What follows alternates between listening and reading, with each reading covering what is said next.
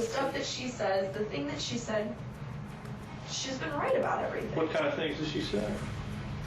And she told me that I took advantage of her, and she's right, because I have for a very long time. How did you take advantage of her? By using credit cards. When I had my own money, I still used some of her money. I went and bought material things for nothing.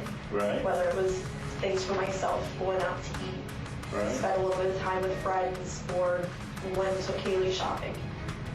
For whatever reason, I was extremely selfish. Right. I was extremely selfish for a few years, quite a few years. And not just mooching off your mom and dad, now new charges of fraud could land mom Casey Anthony 67 years behind bars, allegedly wiping out a so-called friend's checking account, a friend that was kind enough to loan mom Casey Anthony her car. We are taking your calls live to Wanda in Alabama. Hi, Wanda. Hi, Nancy. What's your question, dear? My question is, I was wanting to find out, I know that this young lady has been arrested on 3 occasions. Yes. Okay, that is a waste of taxpayers' dollars. True. What other alternatives will the investigators have in trying to find any tips leading to this young lady? Because obviously her parents are protecting her to no end. You know, a lot of people, Wanda, in Alabama, believe that these arrests are part of a strategy by the state to get her behind bars, to get her to break her silence. In fact, the defense has now attacked the state because of this last arrest, claiming that they are playing games, that they are part of a big conspiracy against Casey Anthony. Take a look. I think the reason behind it is nothing more than intimidation. Games are being played. Ray Giudice and Joe Episcopo, the prosecutor didn't steal the checks. The prosecutor didn't march into Target and write checks or write checks to the bank to themselves. All right? Nobody's playing games. These are legitimate charges with videotape and forged documents to back them up, Raymond Giudice. Yeah, that's right. I disagree with Attorney Baez on this. This is a normal processing. She got picked up. She turned herself in. She made her bond. She did 8, 12, 15 hours, whatever it is. That would be the case for anybody else that forged some checks or stole a credit card. What about it, Episcopo? Look, the state, I believe, has enough evidence to go ahead and try a manslaughter case. I really do think they have that, and that's what they should do. That's basically where this is going to end up. If they try a murder charge, it might be difficult, but I think they can convict her of manslaughter. That's a 15-year offense. She's not going to get 67 years on the check. She only scores about 3 years on a score sheet. So that's not the way to go. And you know, you can't use the bond process to get people to talk. That's an abuse. That's a constitutional right to bond. Well, you can't use that to waterboard information. Thank you. But there's no suggestion that the bond process, as you call it, is being used as some tactic. The bottom line is that's what you want to do. You want to use the bond process to put her in jail to force her to talk. Newsflash, what you're advocating. Newsflash, I'm sitting in a studio in Manhattan.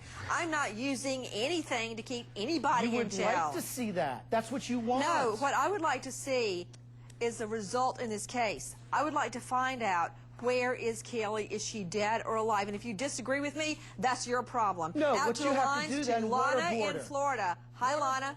Hi, Nancy. You are a lady tiger with lipstick, honey. You go, girl. Thank you. We love you. Thank you, I think. Go ahead. My question is, why didn't Cindy and George Anthony, I know they're more worried about finding Caylee, but why didn't they go through with filing their charges when Casey stole their credit cards and took money out of their bank account and took the grandparents' money out of their bank account? I mean, you know, Cindy could put pressure on Casey by filing charges, getting her to pay for those crimes. I mean, it's tough love. You got to do it, even if it's your kids.